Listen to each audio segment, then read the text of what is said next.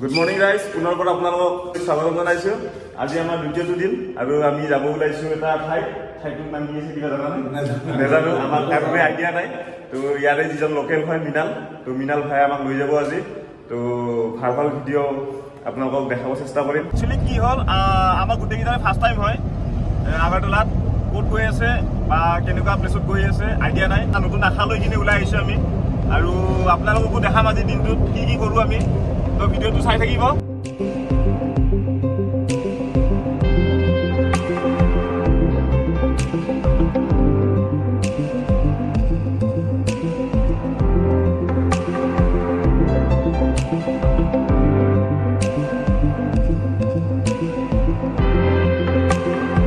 আমি আহি পাইছোঁ উদয়পুৰ মাতাবাৰীৰ জেগাত ন। তো মৃণাল ভাই গোটেই চিনি পাই, ইয়াৰে হয় মৃণাল ভাই। তো মৃণাল ভাই कई बार आइए यहाँ पे, कितने बार आए हैं? मेरा तो हिसाब नहीं है, बहुत बार आ चुका हूँ। हाँ। मैं हर संडे को ही आने का कोशिश करता हूँ, लेकिन हर संडे तो नहीं होता। लेकिन महीने में कई बार हो जाता है। तो আৰু কোৱা আছে ইয়াতে আহি কিনে আপোনালোকৰ মনৰ কামনা পূৰ্ণ হয়, যি আপুনি মনৰ বাঞ্ছা কৰে সেই পূৰ্ণ হয়। গতিকে চাওঁ, মন্দিৰটো আপোনালোকক দেখাই আছোঁ, আপোনালোকে চাই থাকিব। আছে গোটেইকেইটা আমাৰ ভক্ত, এইবিলাক খুব ভক্ত হয়, মাৰ ভক্ত হয়। এইজনী মাৰ ভক্ত নে? মাৰ ভক্ত। আমি পূজা কৰাৰ কাৰণে এইখিনি লৈ লৈছোঁ। এয়া ধূপ, ফুল আৰু চুন্নি আছে। এয়া আমি মন্দিৰৰ ভিতৰত গৈ আছোঁ এতিয়া। দেখিছে কি ধুনীয়া এটা পৰিৱেশ। এয়া উঠিছোঁ চিৰিত। এয়া বিট্টু, ইয়াৰ ভৰিখন লেংৰা বেচেৰা, তথাপিতো মা দৰ্শনৰ কাৰণে আহিছে। জ্বলাই লওঁ মম ইয়াতে আপোনালোকৰ মম জ্বলোৱা ঠাইখিনি। এই জ্বলাই ল'লোঁ মম। এই মমডাল জ্বলাই ল'লোঁ মাৰ নাম লৈ কিনে, আৰু ইয়াতে ধুনীয়াকৈ এনেকৈ গুজি দিলোঁ। ইয়াতে গুজি দিলোঁ এনেকৈ। মায়ে সকলোকে মংগল ৰাখক, তাৰে কামনা কৰিছোঁ, তাৰে প্ৰাৰ্থনা কৰিছোঁ। এইটো হ'ল মন্দিৰৰ মেইন ভাগৰ দৃশ্য, আপোনালোকে দেখিছে। তো সঁচাকৈ খুব ভাল লাগিল মন্দিৰটো দৰ্শন কৰি কিনে। আপোনালোকেও যদি কেতিয়াবালৈকে আগৰতলা আহে আপোনালোকে দৰ্শন কৰিব পাৰিব। সঁচাকৈ মন একদম শান্তি পৰি যায়। ইমান ডাঙৰ ডাঙৰ মাছ ইয়াতে আপোনালোকে দেখা পাইছে, ইমান ডাঙৰ ডাঙৰ। এই চাইনিজ পুঠি আছে, এই ৰৌ আছে, ভকুৱা আছে, ধুনীয়া।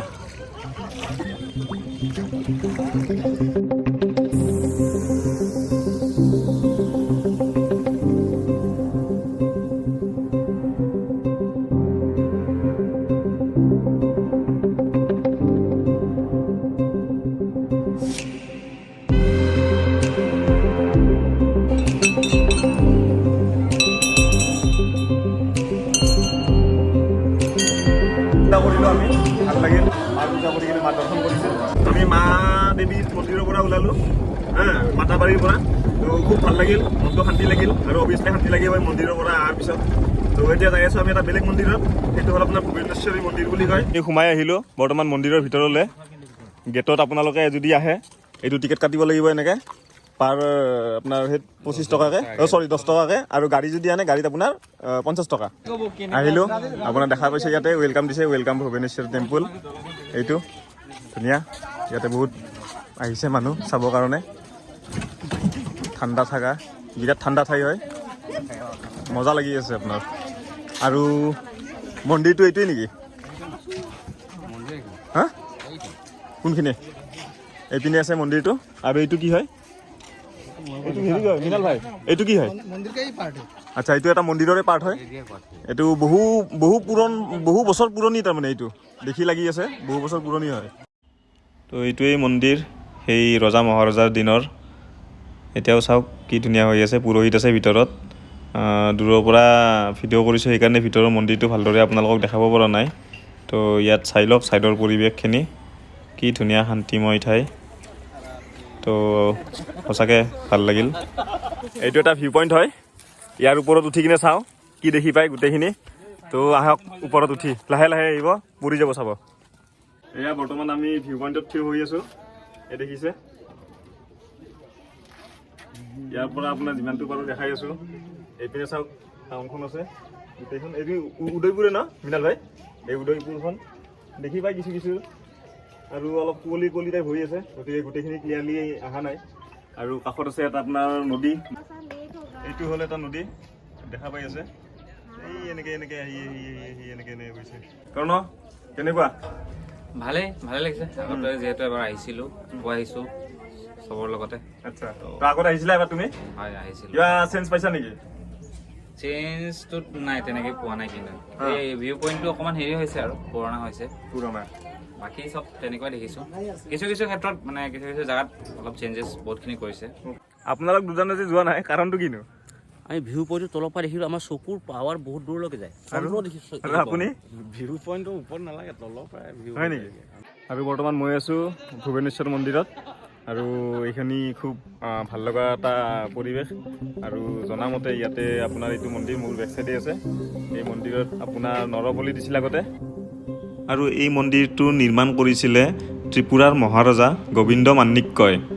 1660 খ্ৰীষ্টাব্দতে তেখেতে এইটো মন্দিৰ নিৰ্মাণ কৰিছিল। আৰু এই মন্দিৰত বহিয়েই বিশ্বকবি ৰবীন্দ্ৰনাথ ঠাকুৰে ৰচনা কৰিছিল তেখেতৰ বিখ্যাত উপন্যাসখন, সেইখন আছিলে আপোনাৰ ৰাজৰ্ষি। তো আৰু এটা কথা মই আপোনালোকক জনাওঁ, এই মন্দিৰৰ ভিতৰত যিটো প্ৰতিমা আছিল, সেই প্ৰতিমাটো 1 কুইণ্টেল সোণৰে নিৰ্মাণ কৰা আছিলে। আৰু যেতিয়া মোগল আক্ৰমণৰ সময়ত সেই প্ৰতিমাটো চুৰ কৰি লৈ যায়। কি অৱস্থা হ'ব আৰু ন, এই মন্দিৰৰ মূৰ্তি চূৰ্তিবিলাক চুৰ কৰি লৈ যায়। আপোনালোকে দেখিছে, চাওক কিমান মানুহ আহিছে ইয়াতে, এইবিলাক চব ষ্টুডেণ্টেই হয়। ইয়াতে এনেকুৱা ভিৰ ভাৰ হৈয়ে থাকে, আৰু ঠাণ্ডা পৰিৱেশ, বিৰাট ঠাণ্ডা পৰিৱেশ। আমাৰ মন্দিৰ এইটো দৰ্শন কৰা শেষ, অলৰেডি আমি 2টা দৰ্শন কৰি দিলোঁ, আপোনালোকক যিমান পাৰোঁ দেখালোঁ। এতিয়া আমাৰ আছে নেক্সট কি আছে আমাৰ, কি নাম আছিলে, কি নাম আছিল, কি হেৰিলে বুলি ক'লে এতিয়া নিৰ্মহল নেকি? নিৰ্মহল।